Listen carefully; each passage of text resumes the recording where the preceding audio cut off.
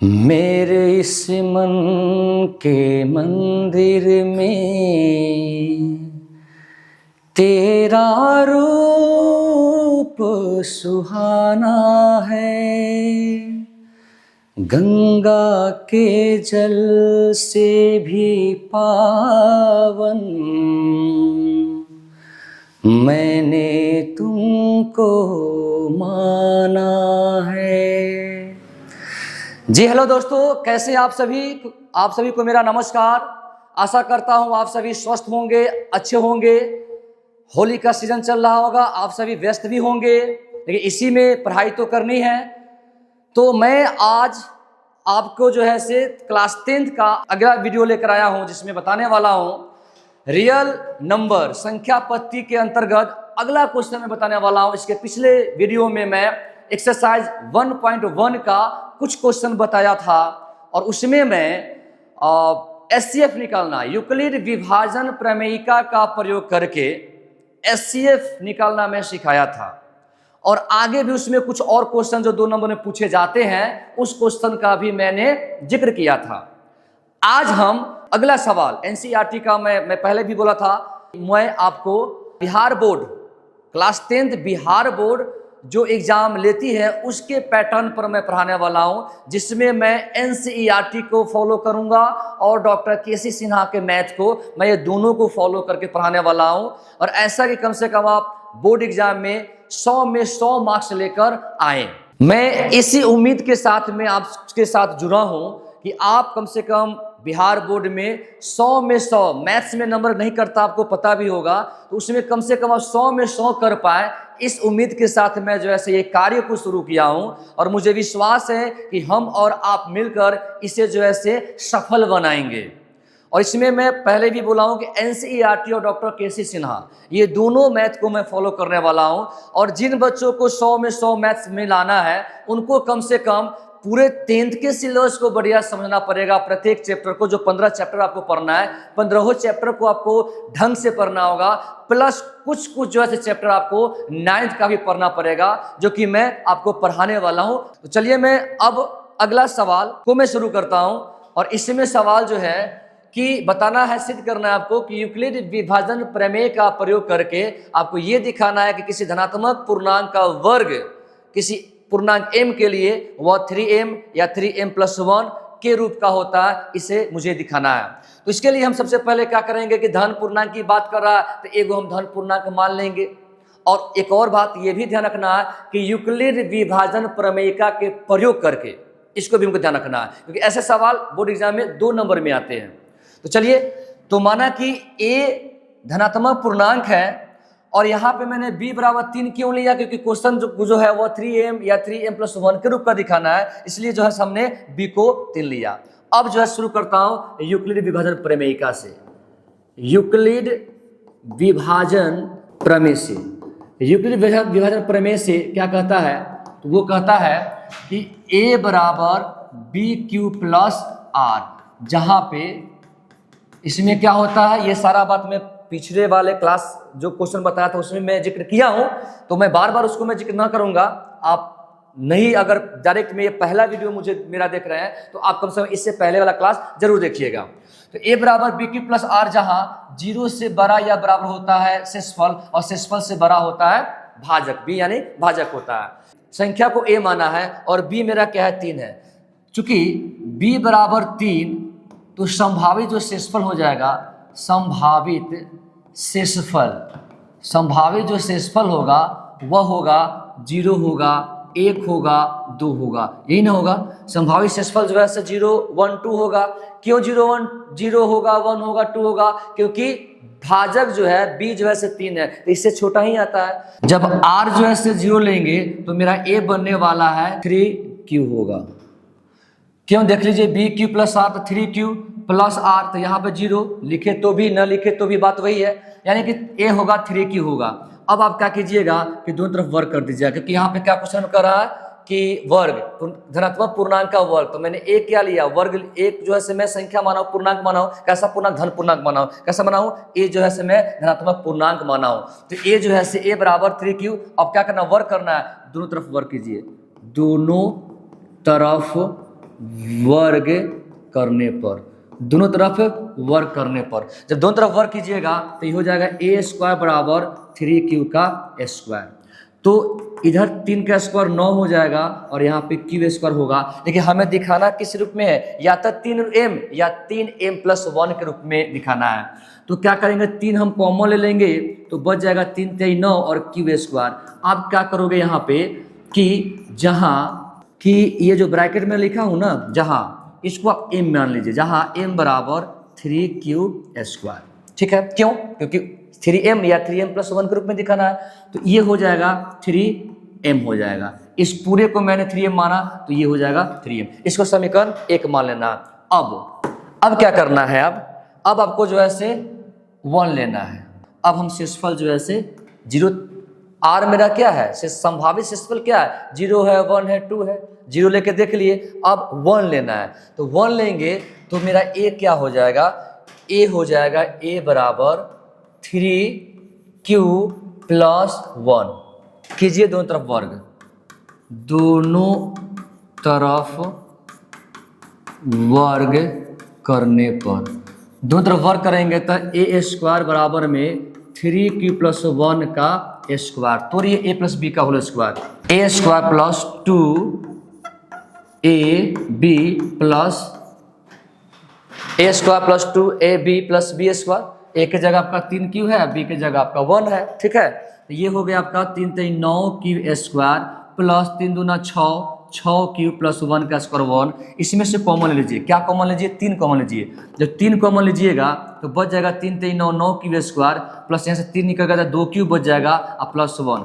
आप यहाँ पे ऐसा कीजिए, जहाँ पे m बराबर जो ब्रैकेट में घेरा हो उसको m मान लीजिए। तो उसको m मानिएगा 3q square plus 2q, इसको हमने क्या माना, m माना। तो जब m मान लिया तो ये क्या होगा, ये हो गया 3, ये पूरे को m माने हो ना, ये पूरे को आपने क्या माना है, ये पूरे को आपने माना है, क्या माना है, इसको आपने m माना है। तो ये पूरे के 3m +1, इसको समीकरण 2 मान लीजिए। क्या देखे, आपने देखा कि मैं यहाँ पे, हालांकि चाहोगे तो 2 भी रख के कर सकते हो, लेकिन इतना पर्याप्त है। आप 2 भी रखिएगा तो आपको जो है इस प्रकार से जो है, चलिए मैं इसको दिखाई देता हूँ। अब हम 2 रख लेते हैं, तो 2 रख लेते हैं तो a बराबर 3q+2, a बराबर 3q+2। अब वर्ग कीजिए दोनों तरफ वर्ग करने पर, दोनों तरफ वर्ग कीजिएगा तो हो जाएगा a स्क्वायर बराबर में 3q+2 का स्क्वायर। इसको तोड़िए, a square plus 2ab plus b square. तो ये हो जाएगा 3 3 9q स्क्वायर प्लस, यहाँ पे 2 न है जी, ab, a की जगह हो गया 3q हो गया और b की जगह 2। ठीक है, तो 3 3 9 9q स्क्वायर, 3 2 3 6 6 2 12 12q और प्लस 2 का स्क्वायर हो जाएगा 4। ऐसा कीजिए 9q स्क्वायर प्लस 12q, और इस 4 को लिख दीजिए आप 3+1 में आप लिख दीजिए, और इसमें से कॉमन लीजिए, इसमें से कॉमन लीजिएगा आप 3 ही कॉमन लीजिए।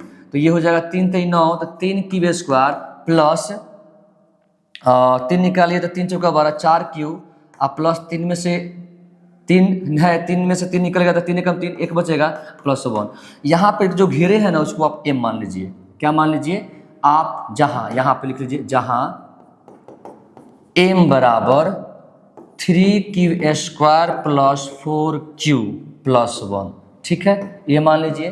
तो ये हो गया 3, पूरे को अपने क्या माना, m माना, तो m +1। तो क्या ये समीकरण 3 मान लीजिए। तो आपने क्या देखा, समीकरण 1 2 और 3, समीकरण 1 और 2 और 3 में क्या देख पा रहे हैं, लिख दीजिएगा समीकरण 1 2 एवं 3 से, समीकरण 1 2 एवं 3 से आपने ये देखा कि किसी धन पूर्णांक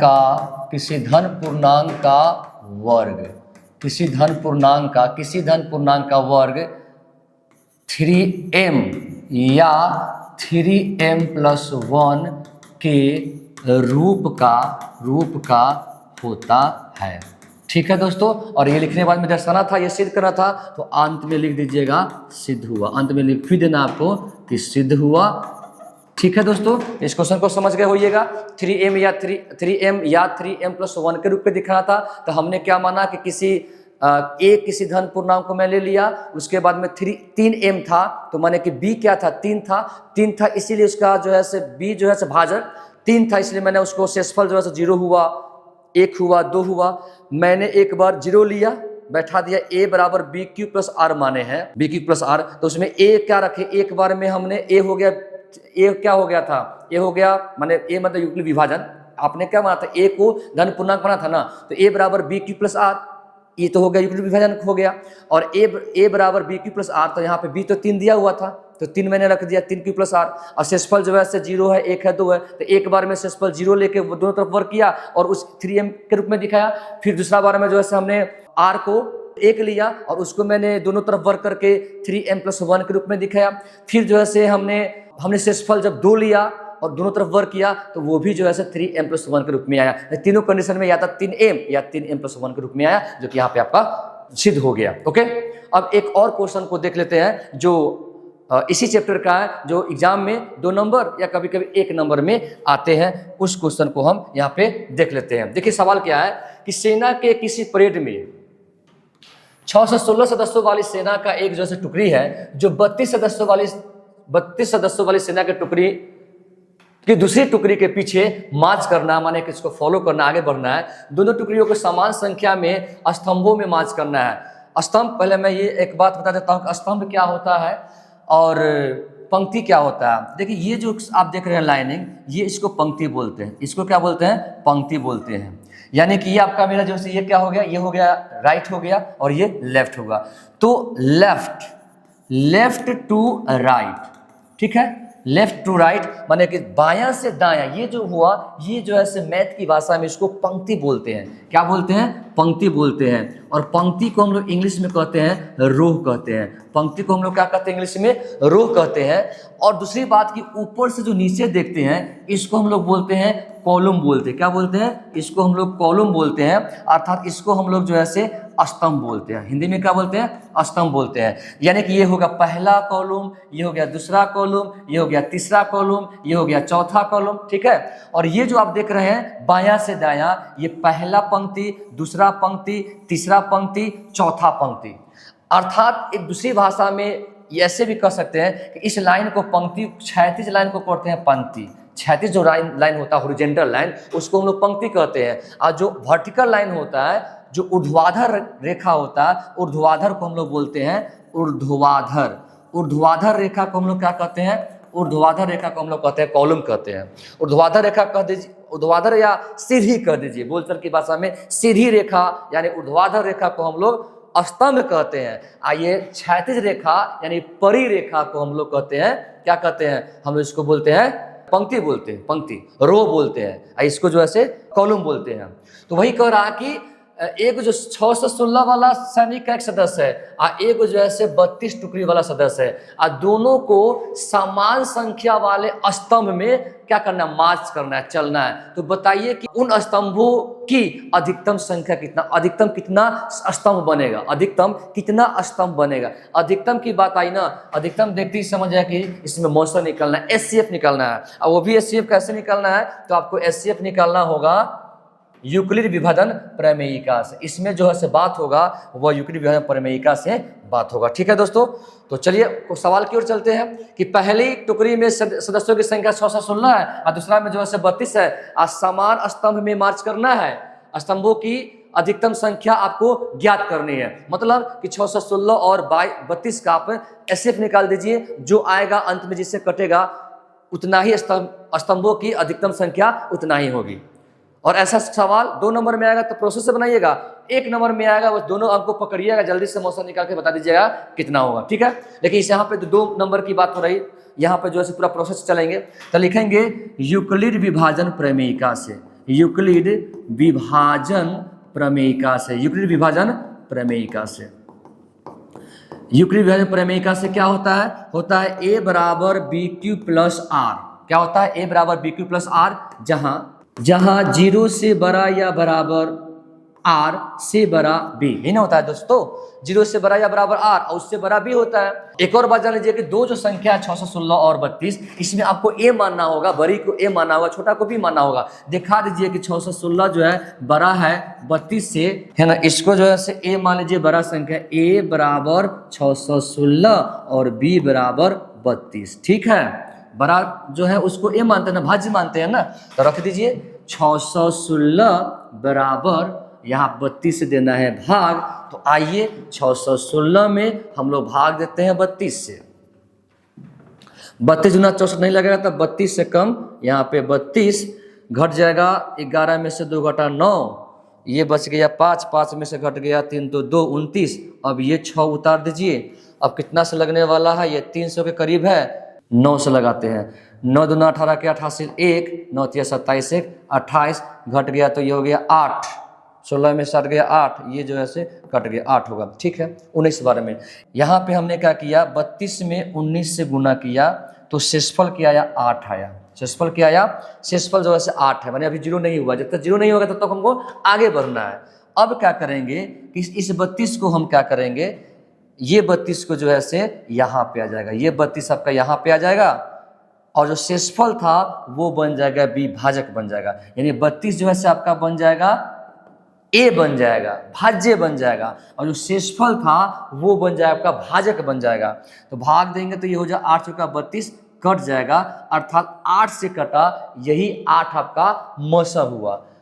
8 में 8 चौका 32 कट गया, शेषफल 0 आया। चूंकि शेषफल इक्वल टू 0, शेषफल इक्वल टू 0, एचसीएफ 616 और 32 था ना, 616 और 32 बराबर 8, 8 से कटा, 8 से ही ना कटा है, अंत में तो भाग 8 से लग रहा है, तो आपका एचसीएफ 616 और 32 का 8। इसलिए आपसे क्या पूछ रहा था, स्तंभों की संख्या, तो स्तंभों की अधिकतम संख्या क्या होगा, 8, और ये आपका जो है से आंसर हुआ। ठीक है दोस्तों, तो आशा करता हूं आप इस क्वेश्चन को समझे होंगे। अब मिलते हैं एक्सरसाइज 1.1 में 1-2 क्वेश्चन और बच गया है, और मैं कुछ और भी दूसरे राइटर के बुक से मैं कराने वाला हूँ इस एक्सरसाइज में, क्योंकि एग्जाम में आता है, तो उसको भी मैं अगला वीडियो में मैं लेके आऊँगा, और अगला वीडियो में मैं पूरे 1.1 को खत्म कर दूंगा। ठीक है दोस्तों, तो इसी पर मैं विराम लगाता हूँ। आप सभी को मेरा नमस्कार। होली का त्यौहार है, आप सभी आनंद से मनाए, होली मनाइए। होली रंगों का त्यौहार, इसमें प्यार बांटिए, लड़ाई झगड़ा नहीं करना है, रंग से जो है से खेलना है, लेकिन हानिकारक रंगों से बचिए आप लोग। इसमें जैसे गुलाल से आप गुलाल का प्रयोग कर सकते हैं। ठीक है दोस्तों, तो प्यार भरा त्यौहार होली का आप सभी को मेरा नमस्कार। मिलते हैं अगले वीडियो में। जय हिंद।